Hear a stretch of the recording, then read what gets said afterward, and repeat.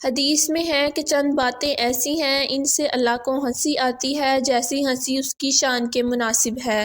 حدیث میں ہے کہ 3 موقعوں پر حق تعالیٰ کو ہنسی آتی ہے۔ پہلا موقع یہ ہے کہ جب میدان حج میں ننگے سر، ننگے پاؤں، گرد پڑا ہوا، بال بکھرے ہوئے، ناخن بڑے ہوئے، نہ خوشبو نہ زینت اور لبیک لبیک کہتے ہوئے بندے پھر رہے ہیں۔ حق تعالیٰ کو اس موقع پر ہنسی آتی ہے کہ کیا چیز ان کے گھروں سے ان کو نکال کر لائی ہے، بیوی بچے چھوڑے، وطن چھوڑا، آخر یہ کیوں فقیروں کی طرح بے وطن ہوئے ہیں، میری محبت ہی میں تو پھر رہے ہیں۔ حق تعالیٰ ہنستے ہیں اور ملائکہ سے کہتے ہیں کہ تمہیں گواہ کرتا ہوں میں نے ان سب کی مغفرت کی، یہ میری محبت میں گھر بار بیوی بچوں کو چھوڑ کر آئے ہیں، میں کریم ہوں، یہ نہیں ہو سکتا یہ گھر بار چھوڑیں اور میں توجہ نہ کروں، میں نے ان سب کی مغفرت فرما دی تو خوش ہو کر مغفرت فرما دیتے ہیں، اور اسی خوشی کو ہنسی سے تعبیر کیا گیا ہے۔ حضرت ابو ہریرہ رضی اللہ تعالیٰ عنہ سے روایت ہے کہ حضور سرور دو جہاں صلی اللہ علیہ وآلہ وسلم نے ارشاد فرمایا،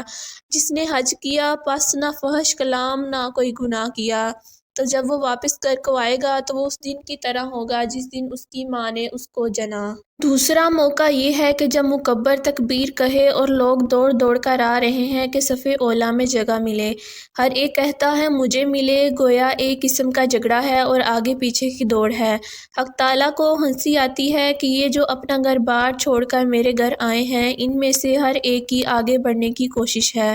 یہاں کوئی مٹھائی روٹی نہیں مل رہی، آخر یہ کیوں دوڑ رہے ہیں، یہ میری محبت میں دوڑ رہے ہیں، یہ ہمارا دربار جان کر آئے ہیں اور چاہتے ہیں کہ اپنے پروردگار کے جتنا بھی قریب ہو جائیں اتنے ہی ہمارے درجات بلند ہوں گے،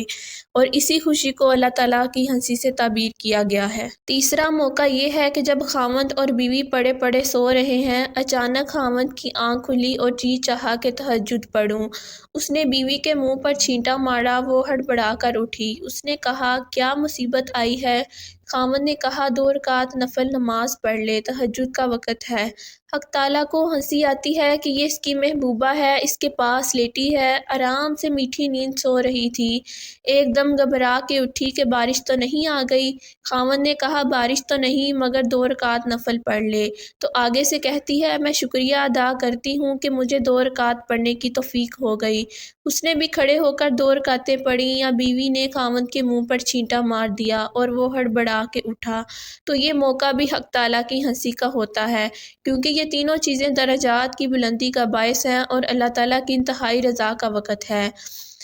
کہ انسان جب رات تنہائی میں گزارے تو کبھی سجدہ و رکوع کرے اور کبھی تلاوت کرے،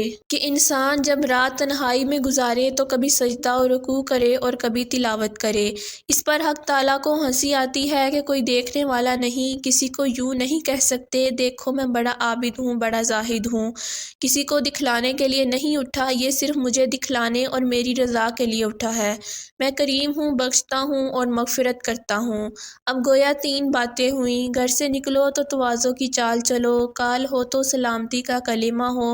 برے کلمات نہ ہوں، جاہلانہ باتیں نہ ہوں، اور رات تنہائی میں گزارو جبکہ کسی انسان سے سابقہ نہیں، تو سجود و قیام اور اللہ تعالیٰ کی ذکر و اطاعت کرو۔